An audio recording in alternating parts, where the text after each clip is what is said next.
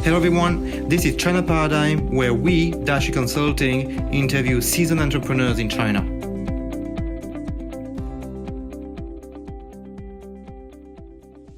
Hello everyone, I'm Matthew David, the founder of Daphne Consulting, a strategic market research company based in Beijing, Shanghai, and Hong Kong, and this podcast, China Paradigm. And today, I'm with Daphne Tuijn. I've known you for 2 years because we are part of the same accelerator program in EO, Entrepreneurial Organization. And you have started 2 businesses, Webshop in China and Chaoly. Both are linked to the big topic of China, which is e-commerce. E-commerce has become so big, much bigger than any other country compared to the other side of the business, which is purely retail, offline retail. So Webshop in China is helping foreign companies to go in and explore and sell in the Chinese market online on e-commerce. Chaoly is an insights SaaS SaaS offer, software as a service, to provide insights on social media sales, online sales for mainly those foreign businesses to understand better the Chinese ecosystem and the Chinese online sales. Thanks, Daphne, for being with us. And the first question, as we always ask, is about where are you in your development right now, in terms of clients, in terms of size of the team, etc. Sure. Well, thank you, first of all, for having me. So yeah, as you said, we have 2 businesses. We started with Webshop in China, which is more like a service, e-commerce service provider. And now we're pivoting more into our data analytics and software tool. So also in terms of the development, it's exciting times because we have our current TP business and also building up the new, more tech-related business.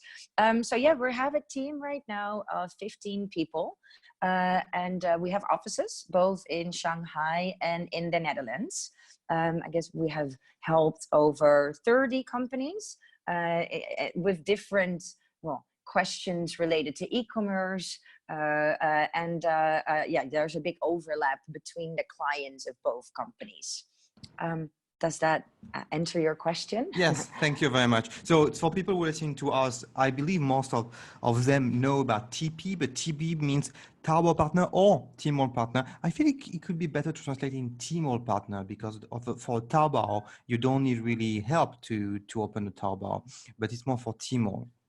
Yeah, exactly. So TPs, well, I mean, Alibaba named it indeed Tmall partner or Taobao partner, but overall we use it more as a third party or third partner, because of course, Alibaba is the biggest platform, but we actually also run and we set up and run stores on Jingdong, or WeChat nowadays is also used quite often for cross-border e-commerce.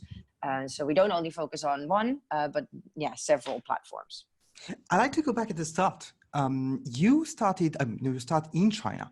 You started a shop on Jingdong selling baby products or mother care products. And that's when you realize that actually when you start a shop online, you need help. You need a lot of work. It requires a lot of work, and you need to have someone localized in China. Could you tell us more about this first experience, very hands-on in the Chinese market? Yeah, sure. Yeah. So when it was first announced that Western brands could enter the Chinese market without a business license, without a bank account here, so that means it would be easier to sell to Chinese consumers. We realized that would bring a lot of opportunities, not only for the very big players already active in China, but also perhaps for some medium-sized brands. And so when we started Webshop in China, there weren't any success cases yet. We were the very first company in the Netherlands also to focus on China e-commerce. So that's when we decided that we needed to get firsthand experience. We started the Daphne Holland store simply because I look the most Dutch from the team. And back in the days, there was a very big demand for Dutch baby milk formula or baby milk powder. So yeah, we decided let's do this from the beginning and let's make it a success and see what is needed. Soon we found out that it's really, it's not that easy to enter the market. There's still a lot of things like the application procedure in Chinese. And of course, it's important to understand the Chinese consumer and to really see, well, what is the type of products that they like? So in our case, for instance, our bestseller turned out to be goat milk powder. That baby milk powder. So that was our best-selling item. And well, step by step, we then understood what's the customer support like. For instance, Jing Dong Dong, like the live chat program. How do you set up campaigns? How do you maximize your return on investment? So yeah, really hands-on experience, I would say. I see. When was it? 2013? When was this? We started in 2015 with 2015. Okay. Yeah. I see.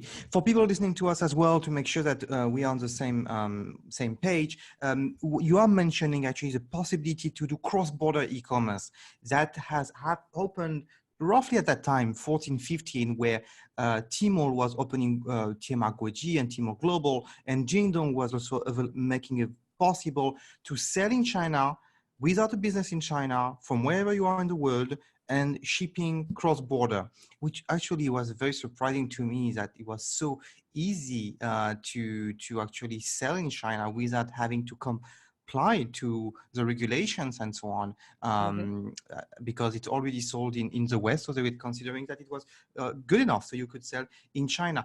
Could you share about how you manage this business? You manage it from Europe? How did you do?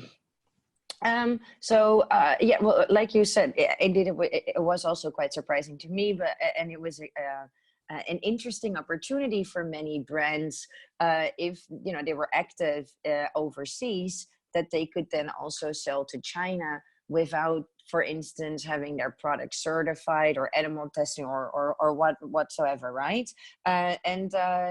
So you have a few options. So I mean, how our company has the setup is that we have our team in China running the stores, right? So setting up the store and running the store in terms of customer support. Right, you need to be locally on the ground with the time difference and everything. So we have the team here being responsible for the customer support, for the marketing campaigns, for also liaising with the people either from Alibaba or Jingdong. So discussing with the platforms to join promotions. But indeed, for the brand owners, they actually do not have to have a physical presence here. If they work with a partner who runs the store, then they don't need to have a team here.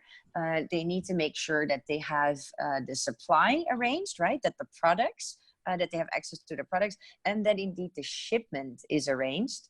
And you can ship from overseas, as you said. So you can either use your stock in your home country, or at some point you can also move your stock to, for instance, Hong Kong or to a bonded warehouse in China, meaning that the products are closer to the consumers and the delivery time is a little shorter. But for instance, if you want to ship from Europe to the consumer, that can already be done in 7 to 10 days, door to door. Wow. So that's pretty fast. Yeah, yes, it's amazing. I see. There are so many questions I have about it. Is it still relevant now to talk about it, or is that's changed too much? Well, I would say what we see that Tmall Global, Jingdong Worldwide, those cross-border platforms were always a good stepping stone to the Chinese market, right? And so it's a good way to enter. However, you see if brands are really serious about the Chinese market, they also want to be able to, for instance, be offline in stores or to have like B2B arrangements. And in that case, we do recommend that then the next step would be have your business license here in China and have a more local operations. But the cross-border is a great way to start. So if I summarize, you can open without a license a shop on Jingdong, Tmall, Chaoly, maybe, or other platforms, and the logistics is provided by the platform, or you have to find on your own. Could you help to understand what you have to do to open the shop and to operate a cross-border e-commerce shop? Yeah, sure. So there's a few things. So on the one hand, it's the whole application procedure with the platform, right?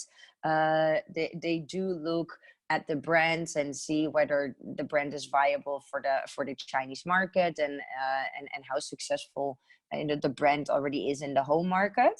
So there is a bit of the application procedure. There's a bit of selection and stuff like that, and then indeed the logistics. Is offered by the platforms. So Jingdong has their logistics network, Tmall has Chaoly, and they also help you with your shipment from overseas, right? And it's easy because it's similar to Amazon. You can put your stock with them and the order fulfillment and everything is arranged automatically, so you don't have to worry about that. I see. You're mentioning like FBA, fulfilled by Amazon, where you put your product in the Amazon warehouse and they ship for you. So it's the same for Alibaba and Jingdong. Does it mean that you have to send them the product first, store in their warehouse in Europe, and then they will ship to you to the customers in China? Yeah, so it's not mandatory, but it is an option. Yeah, so you can decide. We also have clients who prefer, especially with high value products, they're not always too keen to put stock in different places. Simply, it's expensive, right, to put stock everywhere. So some of our clients also prefer to keep the stock in their own warehouse, and once with all the orders coming in, they then send it to Chaoly or to Jingdong Logistics, and they take care of the whole logistics, but then you can still use your own warehouse. You can do both. I see. Okay. What about the cost of doing that, of opening a shop or managing it? What are the cost that the platforms are asking for, and what is a typical model you charge? Yeah, so the cost really depends on the platform. So that's why also, we say we're not only linked to Alibaba, but also to the different platforms, because the right platform depends on a few things. So it depends. Part of it is how much investment, indeed, how much money and resources would you have available, but also what kind of products are you selling? What is your target customer and where is that target customer active? So we would really do an analysis first to see what is the best, the platform that best suits your profile. So the platforms always charge a deposit, and that deposit for the cross-border platforms is anywhere between 15,000 and 25,000 USD. And that is a deposit. So if you were ever to close your store, you would get it back, but it's still cash. And they charge a yearly fee to be able to make use, of the IT system and all the techniques behind it. And they would also charge a commission on sales, which depends on the product category, but normally is anywhere between 2.5% and 5% commission of sales. Right, so that is what the platforms charge, and you always own your store. So the contract, the agreement would be directly with the platform. You have the ownership as the brand, and then the TPs, the agencies helping you, like us. That business model is always fixed and variable. So you pay a fixed amount to cover the cost, but also to make sure that it's a win-win. That everyone's making sure that we make the best and get profit and revenue in. So there's also a small commission on sales there as well. I see. What about logistics? I know that FBA is charging for the warehouse, how long it stays, and if it stays too long, they will charge more, for instance. And they have then a pricing depending on the size and the weight of the product. What about the logistics? Do you have some directions to give to our audience about the cost of logistics to work with Alibaba or Jingdong?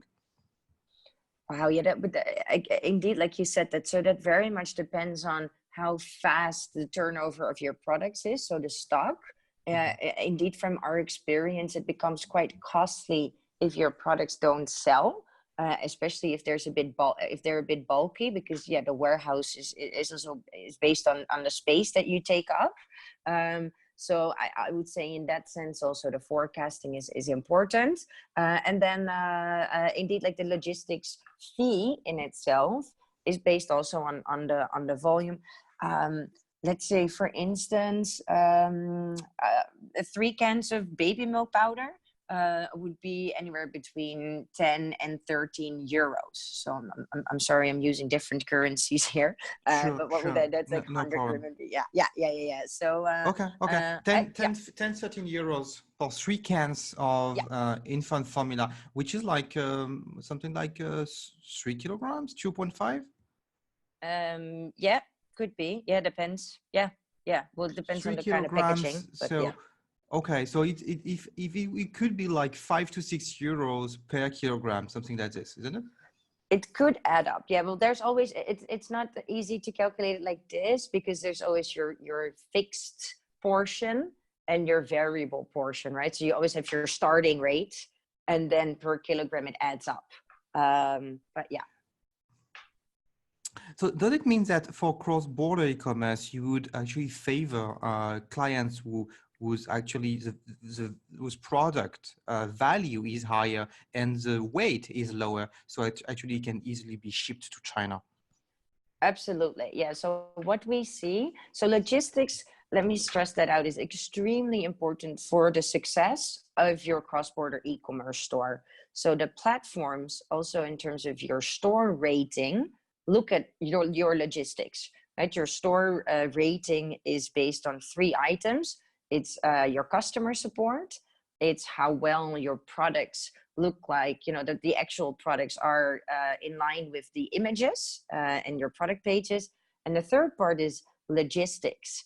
And so if there's complaints about your logistics, that severely impacts your store rating, even to the point that you're no longer allowed to join promotions, right?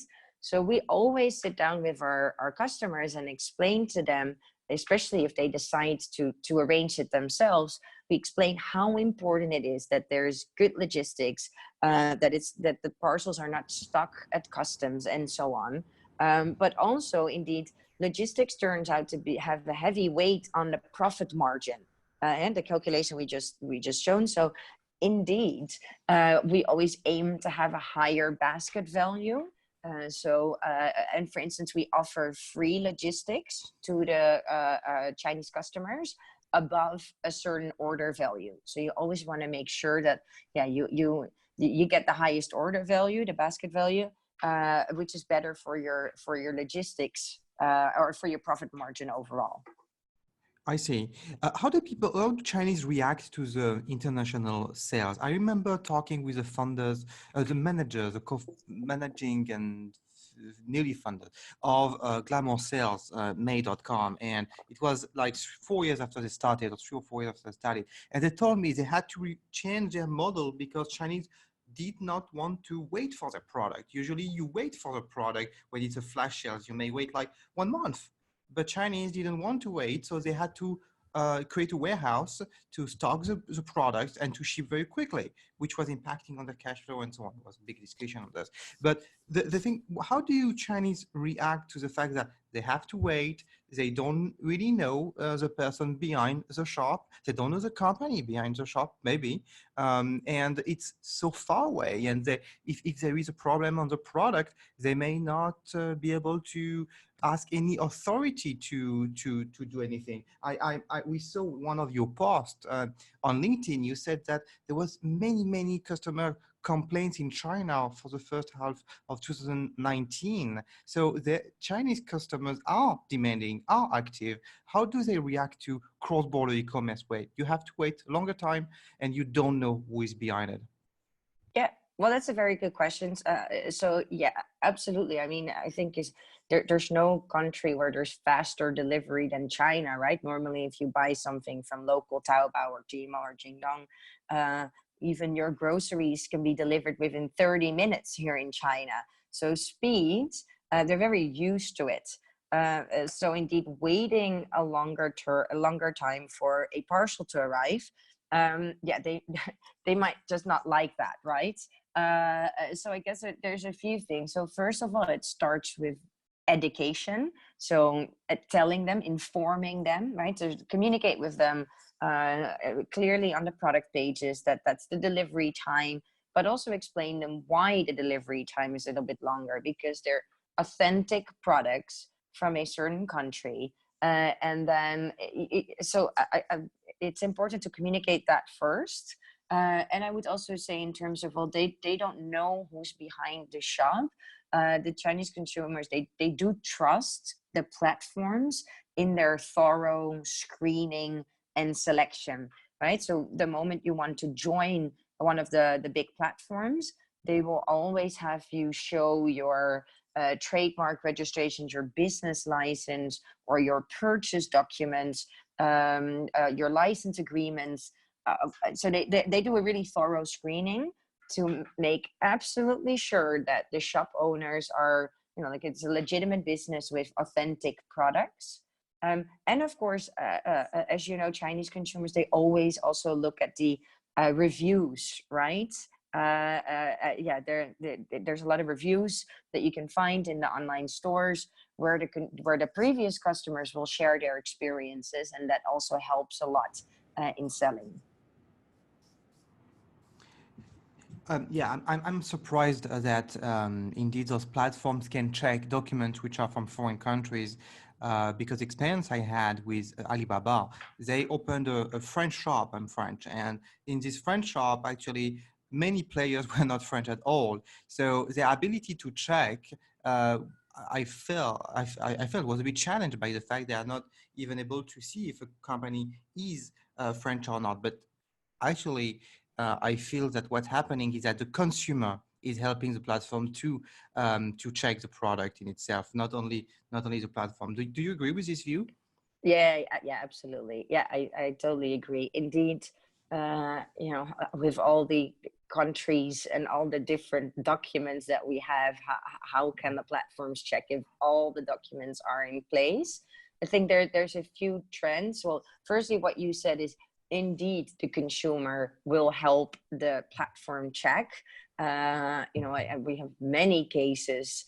I remember once with for instance, the baby milk formula, that the producer changed the ingredients with zero point 0.1 gram. So like a very, very minor change. But because on the product pages, you always have a lot of detailed pictures. And one of the detailed pictures showed the recipe. And then when the customer actually received the product, she noticed a difference of 0.1 gram, took a picture, informed the platform, was wondering whether it was actually an authentic product. And same for fashion, where one of our clients changed their label inside. And even then it was challenged whether the products were authentic, yes or no. So yes, the customer is definitely helping the platform with checking whether the products are real. That's one thing. I think also a general trend, what we see is that the platforms more and more prefer brand owners instead of retailers, right? So with a retailer, there's a layer in between, and so it's more difficult for the platforms to check whether the products are actually the real brands. And so you do see a minor preference now more for the original brand and brand owned flagship store compared to retailers. Interesting. You are using two words in your presentation and on your communication. I would like to get more explanation on. The first one is pre-sales. You say pre-sales is very important, and I'd like to understand more about what you put behind this word. Second thing is growth hacking. You mentioned growth hacking several times in your presentation, and I'd like to get some ideas of what could be a growth hack in China on e-commerce. Sure. Well, let's start with the pre-sales question. So basically, yeah, pre-sales is the communication before the customer actually buys the product, the actual sales. So what we see is that in China, compared with, I'm originally from Holland, where customer service is, you write an email, you have to wait for 24 or sometimes even 48 hours before you get a response. But customer service in China is really fast, right? It's all live chat programs. And the Chinese consumer, they expect a response very fast, but there's also more often that they ask question compared to what we're used to in Europe. So that can be questions related to the logistics, related to the to the brands, to the products. We find that more cases compared to e-commerce in Europe, people will have a question, and the moment they reach out to you, it's also, of course, the moment that you can engage, can interact, and can see whether you can also sell more products, right? So try to upsell or cross-sell. So that's why we say pre-sales, especially, I guess, also with cross-border e-commerce, where in the beginning with a new store, when there's not that many reviews yet, it's also a bit to persuade the client to buy the product. And sometimes they would even, sorry? Yeah, may I jump in? So what you are saying, pre-sales is the description of the product is considered as pre-sales because you describe it and so on. Then you would add the live chat. Alibaba on Tmall, Taobao is making it compulsory to have a live chat, if my memory is correct, if it's still the case. And I think Jingdong is the same. Does it mean that you need someone full-time actually to be available all the time at night and day to answer questions of the client lively? Does it mean they would accept Chinese clients to actually get an answer within 24 hours? And finally, does it mean that chatbots have a bright future in China because so many things go through live chat? Mm-hmm. Yeah, well, that is definitely what you see more and more now. And what the platforms would also offer is indeed a chatbot, because there's not that many brands who actually have a customer service agent available 24/7. What we see from research also is that there's 3 peak moments where Chinese consumers buy their products. One is during lunch. The second one is just before they finish work, so while they're still in the office. And the third peak is before they go to sleep, before they go to bed. So you at least want to make sure that those 3 peak moments are covered by an actual human.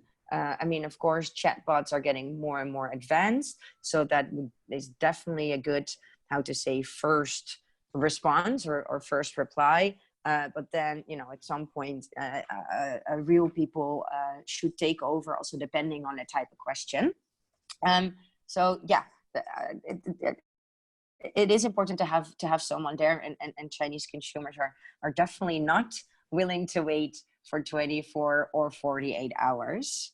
Though, I mean, the platform, for instance, if you file a complaint or if you like to return a product, the platform does allow you to have like 24 or 48 hours to respond. But yeah, good customer support means fast response time in China. So if we say the description of the product and the live chat, do we have most of the pre-sales efforts, or are we missing something? I would say a very detailed product description, including your logistics, your return policy. So yeah, the most questions are related to that. And then you have your customer support, and yeah, that's a good start. Interesting. So now talking about growth hacking, I believe in pre-sales and to connect pre-sales to growth hacking. I believe that you also use coupon to actually engage with the customers or the lead or the potential client. coupons have been in China a major driver for traffic, for conversion, and to engage with clients.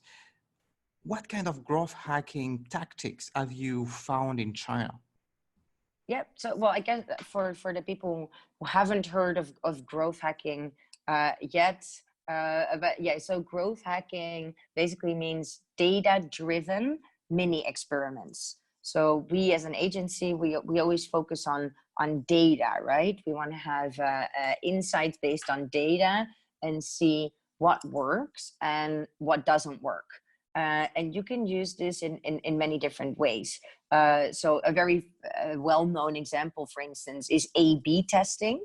Is to have like different banners or different product pages and see which visuals or which images work better. So that would be one. We use, for instance, growth hacking for several clients now to understand the needs of the Chinese consumer better when they're developing products. So, for instance, for a big electronics company from the Netherlands, they want to launch a new product.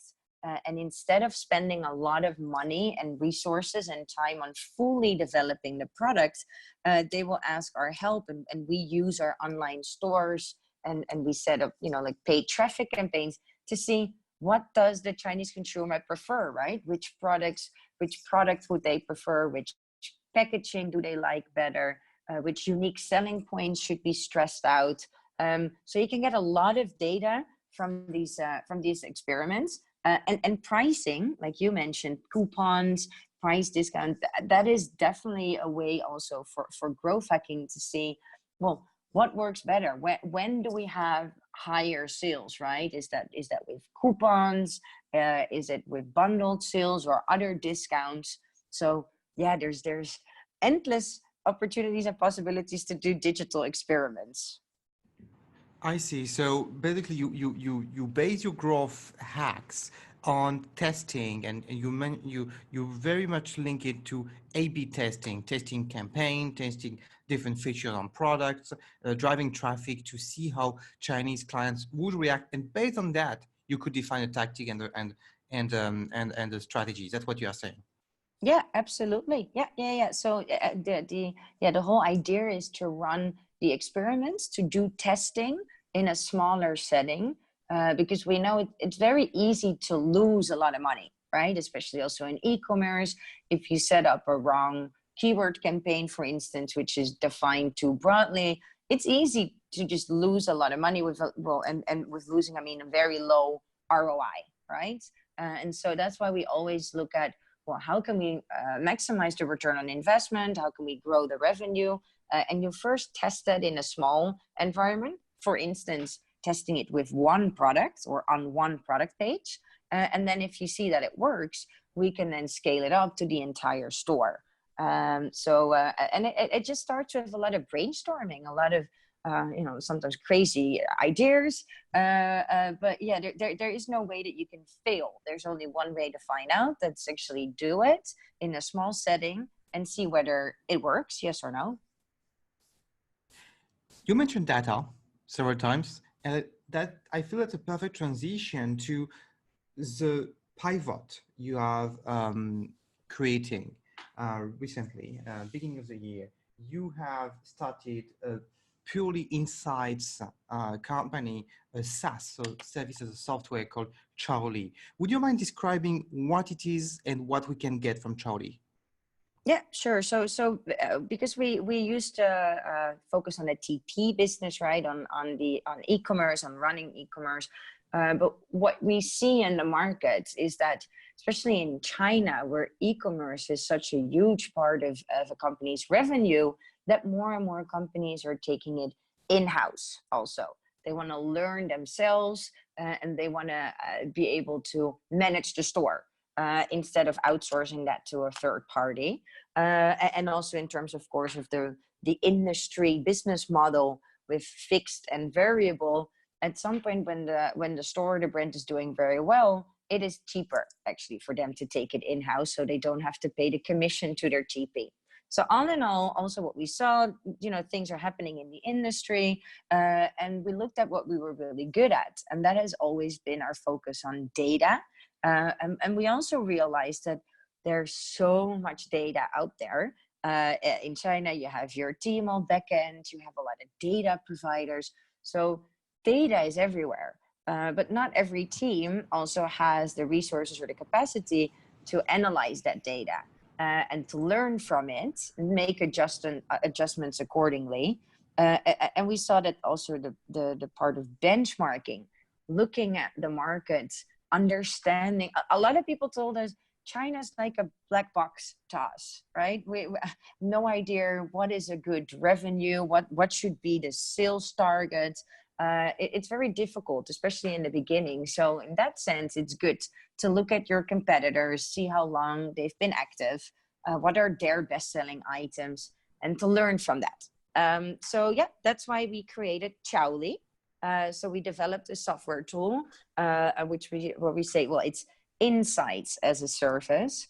So on the one hand, you can get the data in a nicely organized way to see, well, you can track your performance, but also benchmark it. And in the end, ultimately, it's about improving your performance on platforms like Tmall, WeChat, and Weibo are the main ones. So yeah, we're about to launch the first version, so which we're very excited about. One of the first interviews I ran was with Thomas Gradiani from Walk the Chat, and it was at a time when he was actually switching from agency to a software company, developing a software to sell products on WeChat for cross-border e-commerce. And he shared how difficult it was to move from a service company to a product company, a software. Do you have the same feeling of pain to switch from a model where your clients are paying sizable amount of money every month to actually pay your staff, pay your campaign, and so on, to actually much smaller amount of engagement, but monthly engagement, and actually something which is scalable, so the future is brighter, but the beginning may be hard. Would you mind sharing a little bit about the transition? Yeah, absolutely. The transition is definitely hard. Yeah, I can be honest about that, because I mean, on the one hand, you have your current business, your current team, your current clients who you still want to keep satisfied, and you still want to do a great job in helping them become successful in China, and then while at the same time also basically setting up a new startup, which is then also in terms of finances, it's being financed by the current business, right? Because we at the moment don't have external investment yet, so it's all bootstrapped. And so I guess the hardest thing about the transition is that you would need a new team, because you simply need different talents, different skilled people in terms of developers, product owner, and so setting up that new team, really also keeping your focus, I guess, as an entrepreneur. We're already multitasking with one business, let alone if you also set up your new business venture. So yeah, challenging difficult times, but we do believe that it's the right path, considering the trends that we see in e-commerce. And this is the insights as a service tool that we're developing is based on conversations with hundreds of managers, e-commerce managers in from our TP business. So we had that experience, and we believe that we're going to create more value with Chaoly, what we're launching right now. That's the thing. There are so many softwares in the West which are helping us to understand the market. You have SimilarWeb, you have Moz, you have Google Analytics, which is very powerful. You have Google AdWords, which is very powerful in what people are looking for. But in China, there are so little. And actually, I feel there is a lot to do in this industry of softwares to provide insights on the market. Talking about the development of your software, how did you develop a software where actually you didn't have this background of developing a software? You were a service company managing e-commerce shops. So working with the technology of others and understanding it, managing it, but not developing your own technology. How have you organized the switch? Have you hired a developer internally? Do you work with an agency? Have you learned coding yourself? Well, yes, good question again. So we were fortunate enough to have like acquaintances and friends who have a PhD in computer science, have a lot of developing experience, also fellow entrepreneurs, because we have a big network of other entrepreneurs who develop their own software. So it starts with the idea, right? It starts about, okay, well, if we see this future and this value in the insights as a service and the software tool, how would that product look like? So a lot of brainstorming and a lot of talking with other people, and then luckily, the whole framework, the whole foundation was with a very good starting team, so that we build it future proof, that we can add modules, we can take out modules without Chaoly collapsing. So I guess it starts with really understanding that you have your basics in terms of your server and your database setup and all of that. And then we found the developers needed for the specific tasks and the specific functionalities, and we hired them in-house. Because we believe that you could work with an agency, but in our case, we really wanted to be closely in the development. Also, because we as the product owner now, we know the functionalities and the value that we want to create. So frequent interaction, just be able to sit next to each other, look at what has been developed and improvements. That's the choice then that we made. So in-house team. Understood. Yeah, that's a big choice, because learning how to manage developers there is a learning curve to that, and it's not something you can learn very, very quickly, instantly.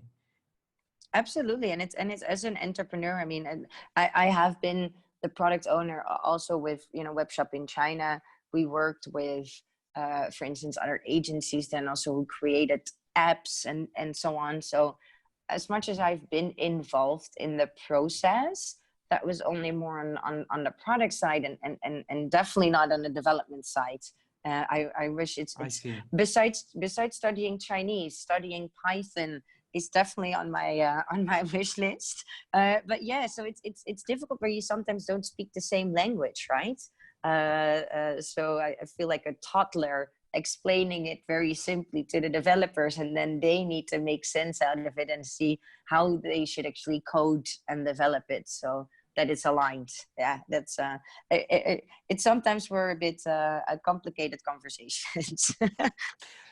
About the service that Chaoly is providing. So as far as I understand, it's a place where you can aggregate the information on your own social media and your own shop performance. That's one thing. I understand as well that you are making it possible to compare with the competition as well. For social media, I understand you can follow the followers on Weibo. You can get the number of followers on Weibo and so on. I think it's a bit more difficult on WeChat, but I like to have your view on this. What about the sales of competitors? How do you get the sales of competitors? You can get some ideas of the best sellers on Tmall, Taobao, because you see the number of sales, but can you get more? What can you get from Jingdong, from other platforms, for Xiaohongshu? So what can you provide with the platform? Yep. So, as you know, but in China, so the whole reason why there, for instance, is not such a thing as Google Analytics, or the other big ones that you mentioned, is that they're all very closed ecosystems in China, and so it's not easy also to follow, for instance, the customer's path across the different ecosystems. So, for instance, when a user or a consumer finds out about your brand because someone shared something on WeChat, because Tencent and Alibaba do not collaborate, it's actually not even possible, right, to jump into a Taobao or a Tmall store. So in terms of this whole traffic and the whole customer journey, it's a little bit more complicated in China. So what we do is, for indeed the clients, We would get their login details, so we see we can also help them in terms of ROI, in terms of campaign optimization, with keyword bidding. So that would be more also on the marketing and campaign level. For competitors, that is then entirely based on publicly available data. But that's also data that, for instance, email shows you the sales in the last 30 days, but it's impossible to go back and to see, if that was the 1st of December and you see a very high sales because of Singles Day, you can't go back in time and see what was the actual prices charged or what was the campaign. So we keep track of all that. So the price levels, the effect on sales, the best-selling items, but also a part of it is like social listening to see what do people mention in the reviews about a product. Is it indeed related to logistics, or are they very enthusiastic about the pink color toothbrush? And should you perhaps add pink to your product range? So there's a lot of information that we can find from the publicly available data. So you say that you cannot go back in time on the data, but that's the beauty actually of your software, commercially speaking, because once I'm tracking something, I cannot leave your software because I want to keep the data. Otherwise, I will not be able to get it back. I hope so. You mean that you're otherwise you're not able to look back in time? Is that what you're saying? For the competition, at least, I believe that for yourself you can. Yeah, exactly. Yeah. So that is we believe that is of a great value, and it is as of the moment that you start tracking with Weibo and with WeChat. When we look at performance, that's more related to engagement. Parkloo is the one the most well-known, how to say, KOL a tool out there, and they also formulated the formulas for engagement. And so with the social media, you can look back in time and which articles, for instance, have the highest engagement. With Tmall, that's a little bit more difficult to look back in time. We have 10 questions to end the interview. So that's we may not go through all of them, but once you feel comfortable to answer. First one is, what books inspired you most in your entrepreneur journey? Yeah, there's so many of them. I love the business books, but I thought about this question, and I think there's two of them which are quite interesting. One of them is called Miracle Morning. It's more related to a lifestyle. Have you heard of the book? No, I haven't. Okay, all right. So the whole idea about a miracle morning is that you wake up 1 hour early. So for instance, instead of waking up at 7:30, it's going to be 6:30. But in that 1 hour is the time for personal growth, personal development, and also to get you ready, to prepare you for the entire day. I guess especially as an entrepreneur, as you know as well, you're super busy. Once your day starts, when you walk into the office, or perhaps earlier, then from that moment onwards, it's work. And so waking up for me that hour early, well, basically they suggest that you in 1 hour do things related to meditation, affirmation, visualization. So how you picture your life, and then have some time for exercise, reading, and writing. So these are the 6 elements that even in 1 hour you could do all of those, and it made a really big change in my life, because indeed that 1 hour feels me time and prepares me for the rest of the day. Interesting. What do you read to stay up to date on China? I feel as many foreigners have hard time to understand China. They are looking for good sources, for good websites, good channels to follow. Yeah. Well, definitely a lot of blogs and newsletters.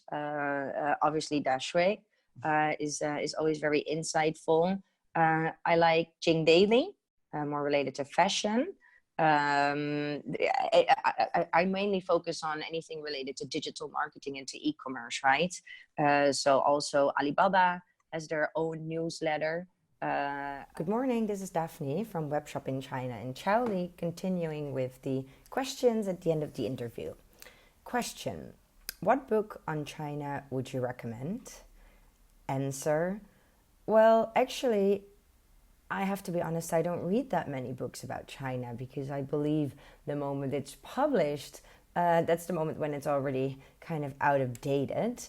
I'd rather focus on internet resources, blogs, newsletters, and so on to make sure that I really receive the latest information in my mailbox. Question: what productivity tool do you like most? Answer: in our office, we use Monday, and Monday is a project management tool, and that really allows us to have a clear overview of all the one-time projects, but also the ongoing work. We have a strict planning, deadline. You can see who's accountable. You can assign tasks. So that works very well, especially because we have offices in Amsterdam and Shanghai. So we need to have a central place where there's a clear overview instead of all the emails sending to each other in the email box. So we try to make sure that we don't send any emails internally. Question: if you had some extra time, what idea would you work on? Answer: well, before we started Webshop in China and Chaoly, which is mainly focused on overseas businesses doing business in China, we actually had a company focused on Chinese companies who wanted to expand overseas. So this is years ago, I would say like 7 years ago, where you already had Lenovo and Huawei. Those ones were the two most famous examples. And we thought that more and more Chinese businesses would go overseas, and in doing so, they would also need help in setting up local websites or do marketing on Facebook and Instagram. So we started that business, but it was a bit too innovative or too early. And at that time, China wasn't really a service economy, but we do see a shift in that. We also see that more and more businesses are focusing on this. But yeah, perhaps we would investigate that again. How to help Chinese companies become successful overseas. Question: what's the most surprising experience you had so far in China? My answer: I guess my most surprising experience is that I normally tend to have a really good memory, but I forgot my PIN code of my ATM card because literally in months I did not take out cash. So yeah, especially when friends or family are visiting or people from abroad, they're surprised by the cashless society. But yeah, it's really true. You do not need cash. Everything is paid by QR codes and with your Alipay and WeChat Pay. So now I still need to get a new code for my ATM card. Question: what have you done in the past that very few people know about you? Wow, I guess in the past what I've done, I guess it's so with our business, we want to make sure that besides helping in companies, we also want to make the world like a better place. We want to make sure that our employees are happy and healthy. And on a personal note, in a time when I was still living in Amsterdam, I also wanted to devote my time to hopefully bring some joy in someone else's life. So I signed up for volunteer work, and every other Sunday I baked pancakes for mentally disabled people, which was great fun. They really became my friends, and I really love doing that because I'm a terrible cook, but pancakes I can make. Question: what is interesting you most in China? Answer. For me, the most interesting thing in China is the speed, the high pace. It's the fact that it's never the same, right? So if I go on a business trip or a holiday and I come back to Shanghai, there's just new restaurants popping up or new bars, but also in our field, in the field of e-commerce, there's new things happening on Alibaba, new ways to promote your product, new platforms even. So I guess the dynamics of it is what fascinates me most. Question. What unexpected success have you witnessed? Answer. I think the most unexpected recently that I've seen is a platform called Tangdou.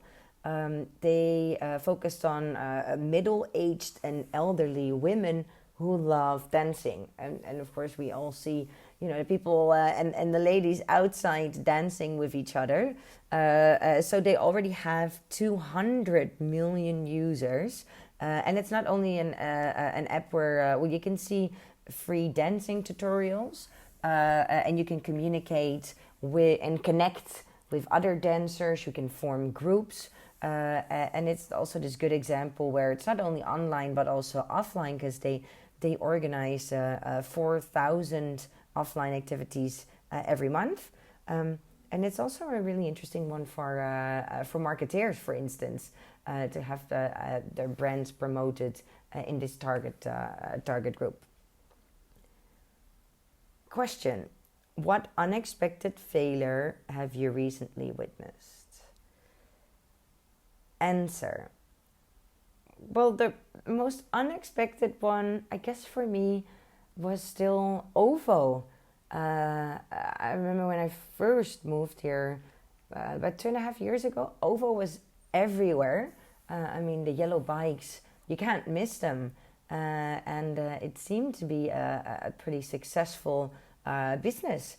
There's competitors entering the market, and I guess, it didn't end up well. So I guess I'm not the only one who did not get their deposit back. The yellow bikes have disappeared from the streets. I wonder what they did with them. But so that would be the most unexpected failure.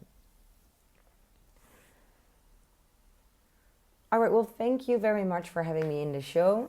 I hope it was insightful for the business. Of course, people can reach out to me if they have any other questions. And thank you, Daphne, for setting this up. You guys are really one of the sources that I go to stay up to date. So keep up the good work.